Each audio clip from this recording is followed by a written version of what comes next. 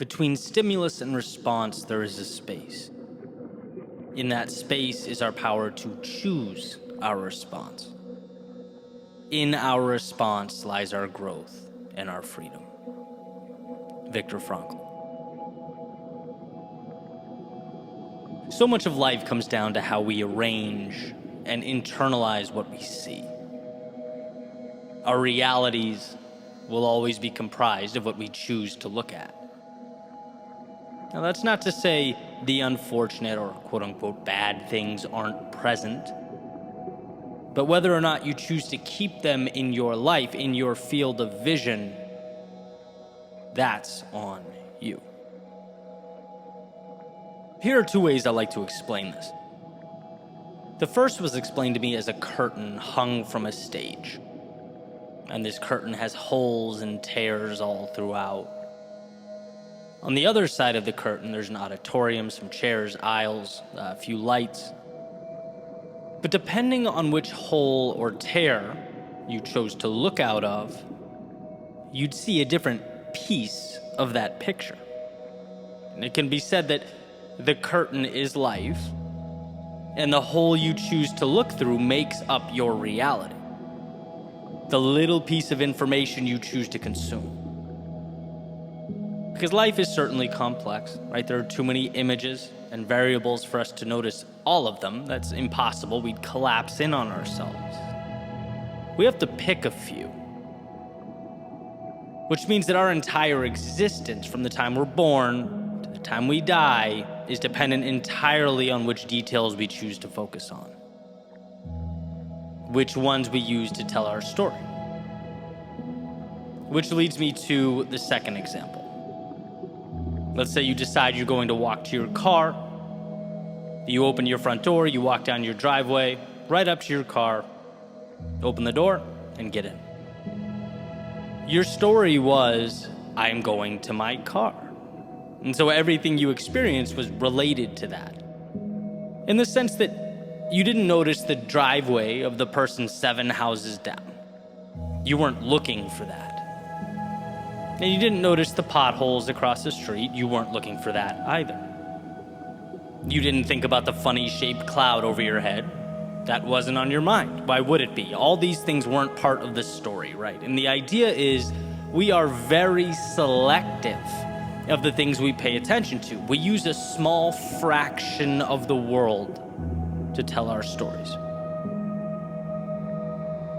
And this matters because when we are down or stuck or disappointed or whatever it is, it's not that you don't have a reason to be. We're emotional creatures and things happen, but it is true that you don't have to stay there. That the little hole you are looking out of from behind the curtain may not be serving you. Your viewpoint may not be the best viewpoint, but it's in your control, right? You choose what hole you want to look through and then use life to create supporting details. When you're focusing on the negative or why you aren't good enough, you'll find things that support that narrative. Choose a different story, and you'll start seeing different pieces that support it. I'm sure you've all heard how when you're looking to buy a car, you start seeing more and more of that car on the road. It's not because they suddenly appeared overnight on 95. No, they've always been there. They've been in the mix. But now it's become a part of your story. You're looking through a new hole in the curtain. Therefore, your focus has changed. And that's what I mean when I say reality is a choice. The details will match your beliefs. Believe you are incredible, you'll find evidence. Believe this is just the beginning of something beautiful, and you'll find the details necessary to bring it to life. You get what you focus on. So focus on the things that will propel you forward, because trust me, they're there.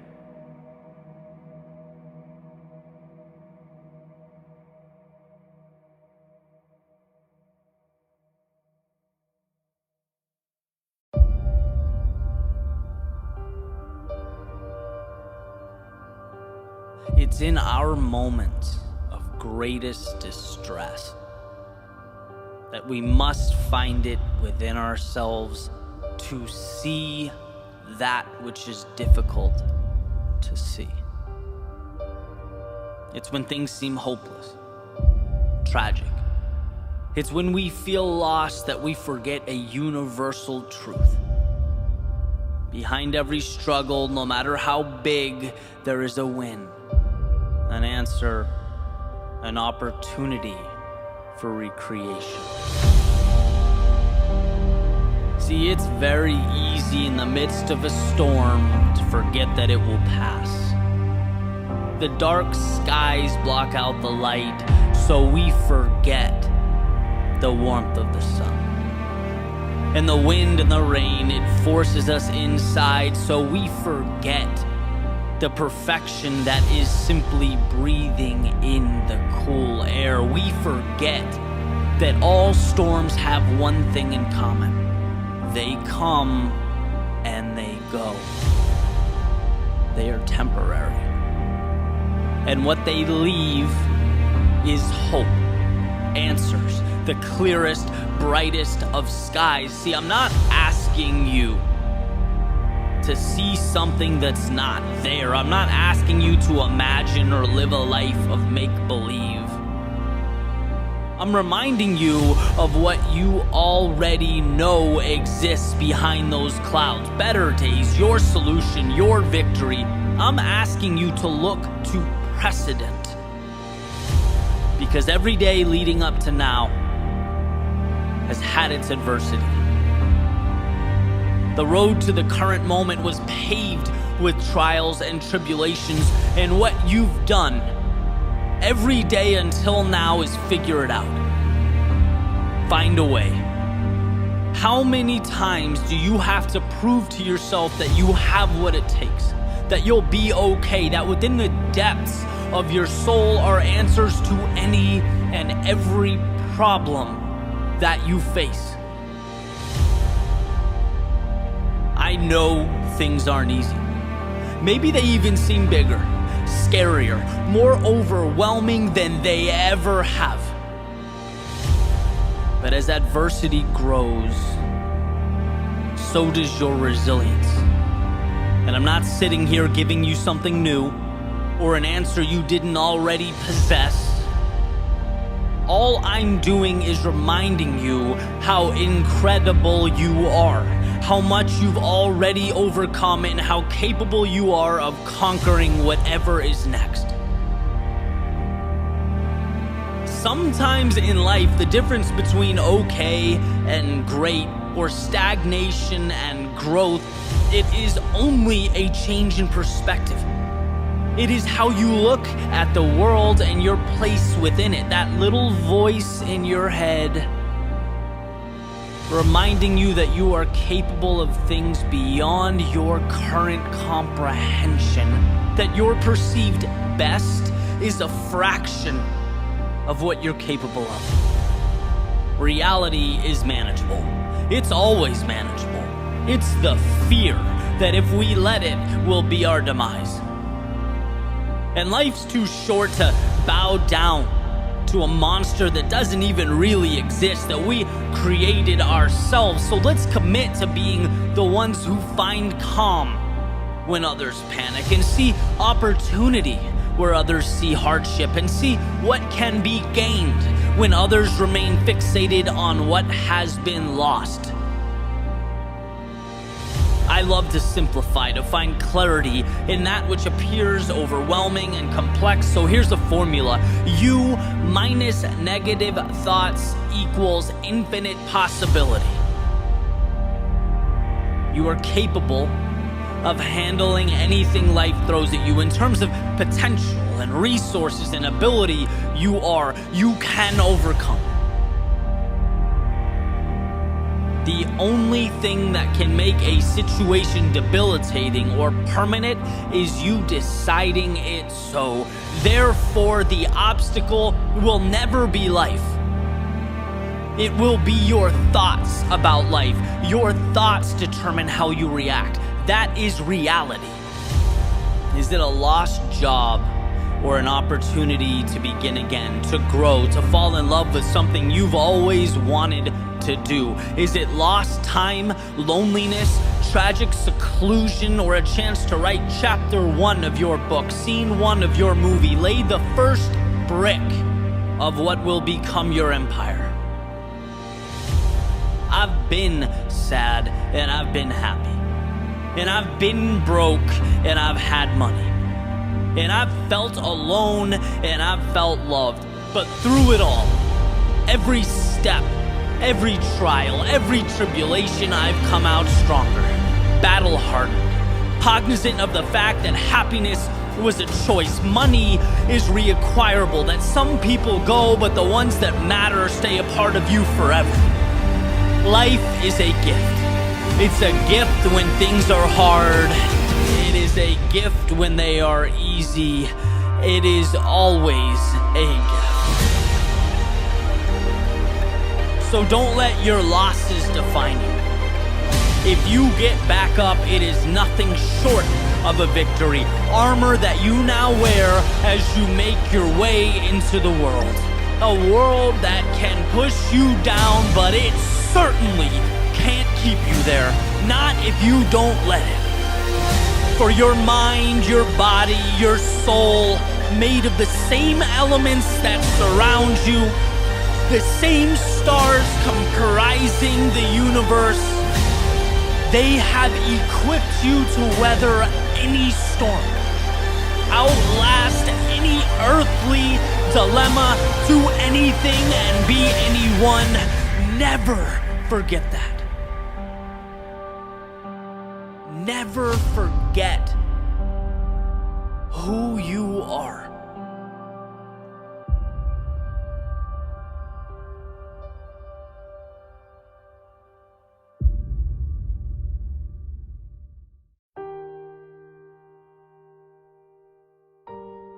I'll never forget listening to Jim Rohn. I was taking a walk in the middle of the day. I needed to get out, decompress, rethink, realign. And this message came through my headphones. He said, "We must all suffer from one of two pains: the pain of discipline or the pain of regret. The difference is discipline weighs ounces while regret weighs tons." And I needed that. I needed that because sometimes we forget why. In the midst of the day-to-day, the trials and tribulations of life, we forget why we endure. And there's a strange dichotomy that exists. Because, you can't measure discomfort that hasn't arrived yet. You can't identify regret that hasn't materialized. Yet in a way, you have to. You have to somehow make that tangible. You have to know that sacrifices of today deliver you from the anguish of "I wish," or "if only," or "maybe I could have." I've heard it said that humans' ability to delay gratification is what makes us so unique, incredible even. But that doesn't mean it comes easy. So as I walked, I became reacquainted with the trust that I had in myself, in the future, in the steps I was taking. It wasn't that I'd reached some grand finale, but that I gave myself permission to stop constantly expecting one. Worrying when things didn't go as planned, feeling disgusted with myself when I fell short. This is, after all, part of a process. And if one stays the course, builds a foundation of discipline to guide them towards what they believe in, things will evolve. We feel uncertain because new things don't have a precedent, at least not a personal one. And that feeling of I wish I knew or had some predictability. It's real, it's common. But if minimizing regret is what means the most, then it also means that we must have the discipline to walk steadfast into the unpredictability of tomorrow. A long-term, sustained discipline. In one of my favorite interviews, Bronnie Ware, who wrote the top 5 regrets of the dying, was talking about surrender and how she mentioned in her book, letting go. And I asked her, can you explain that? What's the angle? Because the way I look at life, there's always something you can do. You can always improve your situation somehow. And she basically said, it's not about what you can control, what you can do. It's about putting yourself in position to live the life you want to live, and then letting go of that which you cannot control. It's about not worrying over external forces as you walk your path, because all you can do in life is walk your path. And that became the marker, or the question, am I walking my path? Right, and I look at it like this. First, a vision gives you direction, purpose, keeps you excited, injects meaning into life. Second, discipline keeps you moving, becomes the tiny steps that transport you through your pursuit of meaning. And third, trust in the process. That you are here to give everything you have to give, and then the rest, as Bronnie says, must be surrendered. But the reason I bring this up is because all of it fits together like a puzzle, like 3 pillars of a Parthenon. And when people reach out to me all the time, they're upset that they're not as disciplined as they'd like to be. And they're listening to the speeches, they're watching the videos, they're absorbing the content, trying to improve. But nothing seems to get the engine going. And I'm wondering, what is your North Star? What are you aiming for? Because as far as I'm concerned, it's impossible to be disciplined if you don't have a reason. When Jim Rohn states that the pain is in ounces now, well, there's an implicit compared to what being asked, right? Compared to that top of the mountain that you'd presumably miss out on. So if the mountaintop's not defined, you're on a fool's errand. That's why I had so much trouble with my old career, for example. It's hard to be disciplined. There's no buy-in on the purpose. Right? Using my previous metaphor, it's little steps, sure, but towards what? If you don't know, it's only practical then to look around and ask yourself, why am I taking them? Why not go drink with my friends? Why not stream this series on Netflix until 4 a.m.? Why not skip the workout?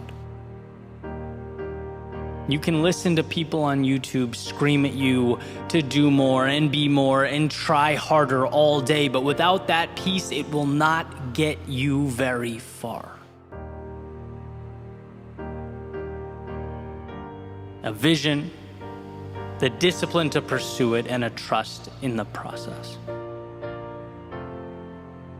And you could say the same with someone who might have a clear vision, a dream, a perfect idea of what they want, but never take action, right? The discipline never materializes. Makes the endeavor just as meaningless. Things don't change until you take that big picture, that vision, and you break it down into little things you can do every day.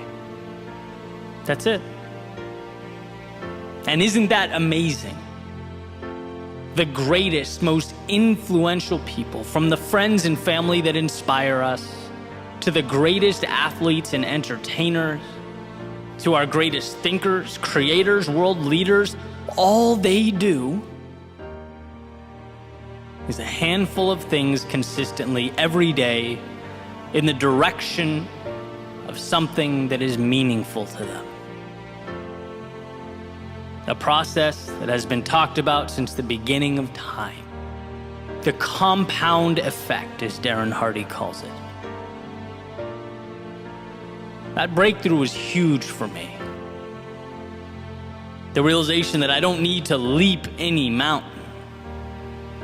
I just need to ascend one tiny rock at a time, and that is not a superhuman ability, that is a single decision. So here the question isn't, can you be more disciplined? Of course you can.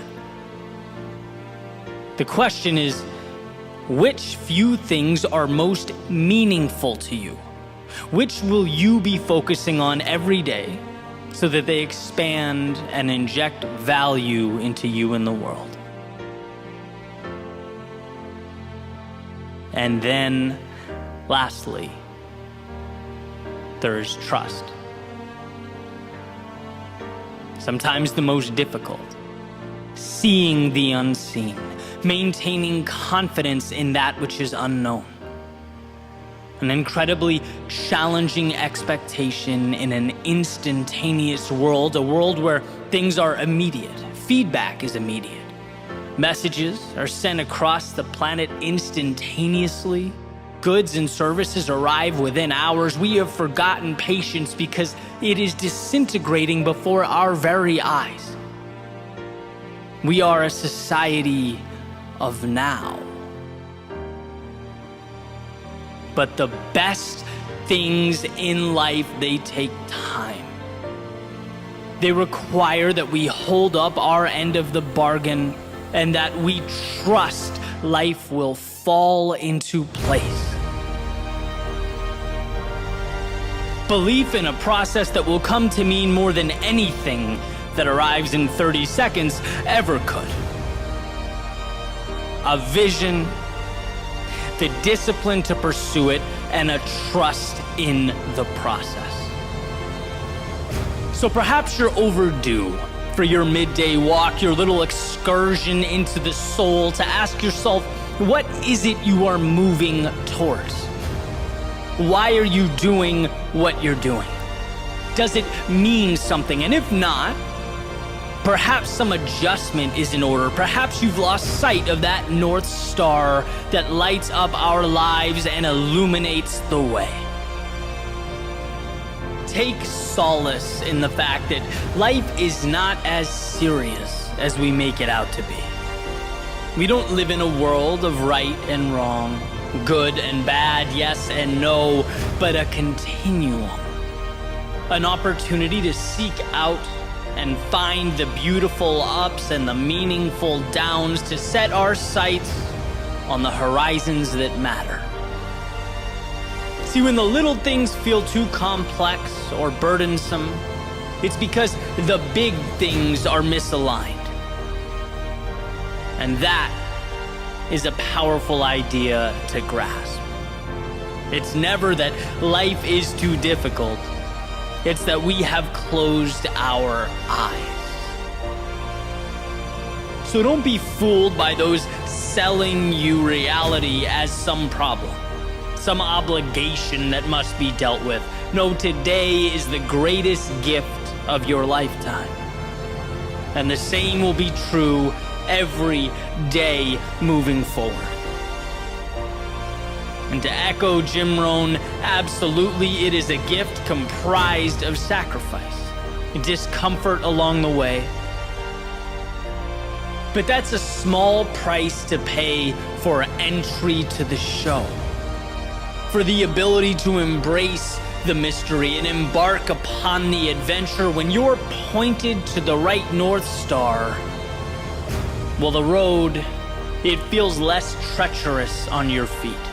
The hills less strenuous on your legs. What we often deem to be a lack of preparedness, ability, strength, well, might just be a lack of alignment. So adjust. Because this world, flexible and limitless, invites you to do just that. It invites you to explore until you've uncovered your vision. To pursue it like nothing else matters. To sidestep the obstacles, invert the setbacks, and lastly, to find hope when there appears to be none. To set your sails, walk your path, run your race, and surrender to that which is beyond your control. And you'll find that with a vision, with discipline, with trust in the process, there is no situation or circumstance outside the scope of what's possible for you.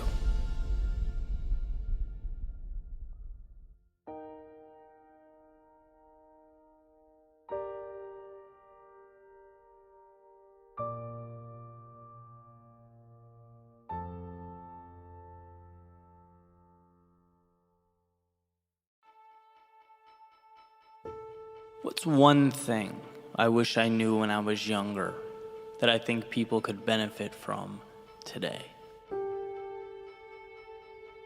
What single piece of information could have the biggest impact?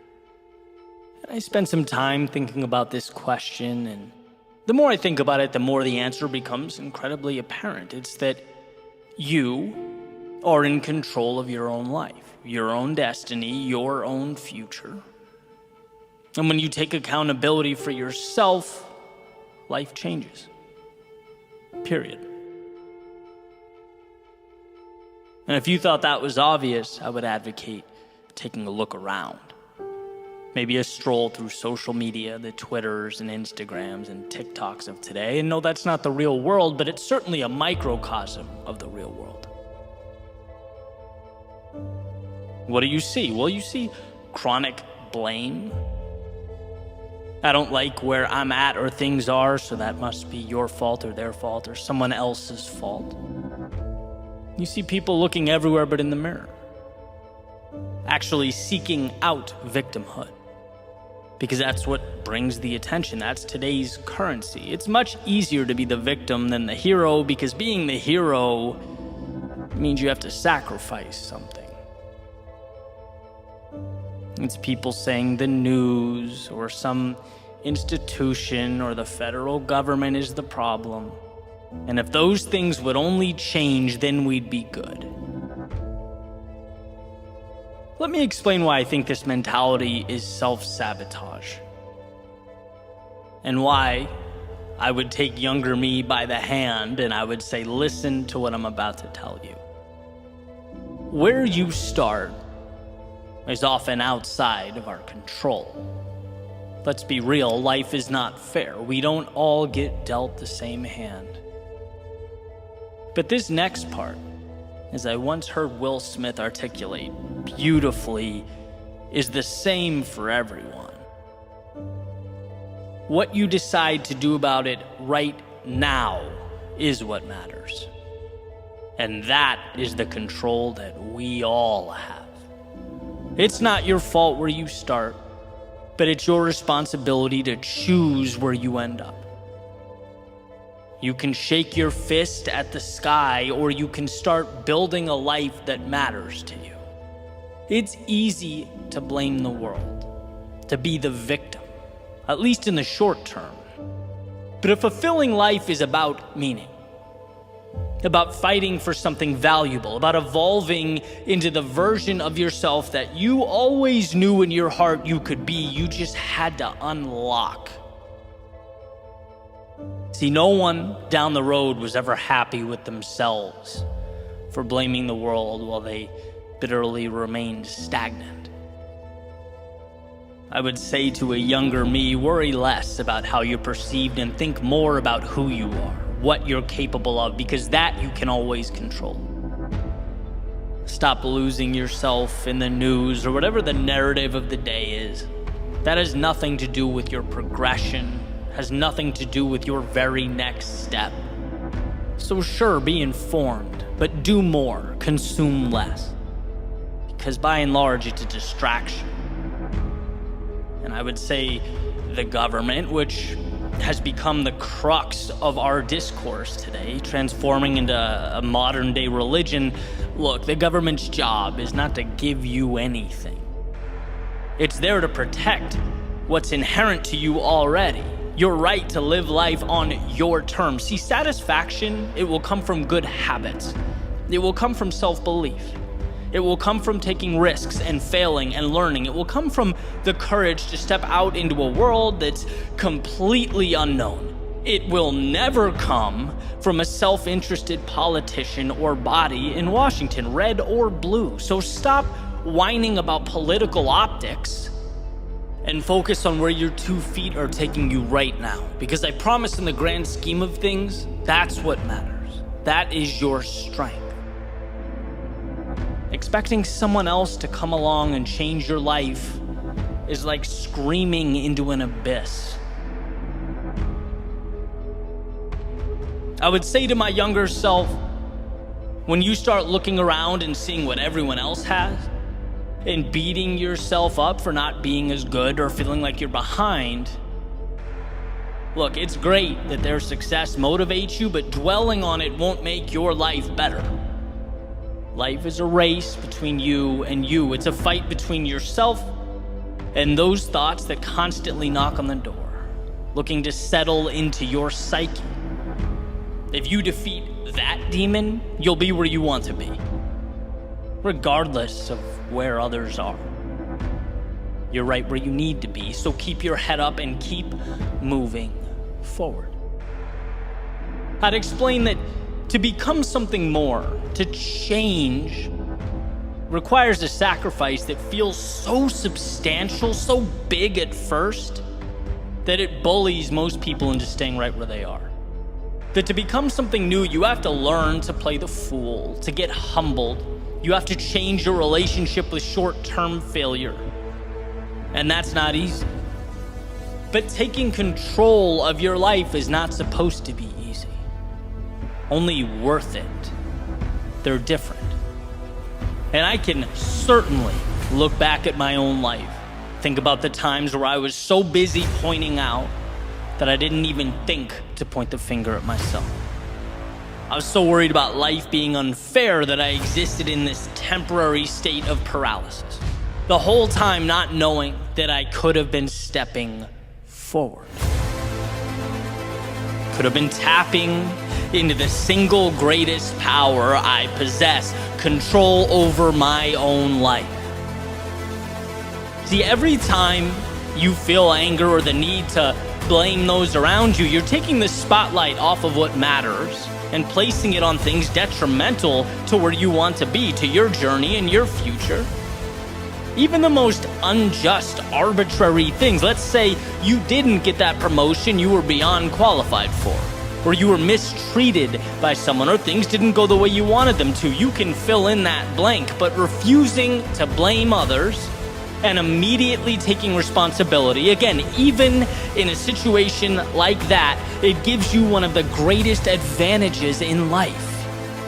It gives you that gift of control. You can now assess the situation. You can now ask yourself, hey, what can I do to change this? You can delve into the why, find the lessons and the value. You can come back and reapproach this thing stronger. Because to blame others, to take on that role of victim, it's essentially living life in the passenger seat. It might be easier, might be less work, less responsibility, but what you never have is control over where that car goes. But when you own it, when you say, hey, maybe it's not my fault, but look, it's mine now. It's my responsibility, the good, the bad, every aspect of my life. It puts you in position to change things, to take the wheel and reroute to a destination of your choosing. So that would be my message to the world. I know it's not an easy road. I know life is unfair. I know things aren't perfect, but the best thing you can ever do for yourself is say, you know what? This is mine to own. And I'm going to look around for that light switch that will create momentum. That little decision that will get the ball rolling. I'm not going to sit back, shake my fist, and blame life. I'm going to walk out that door and create life. That's where you'll find what you're truly looking for.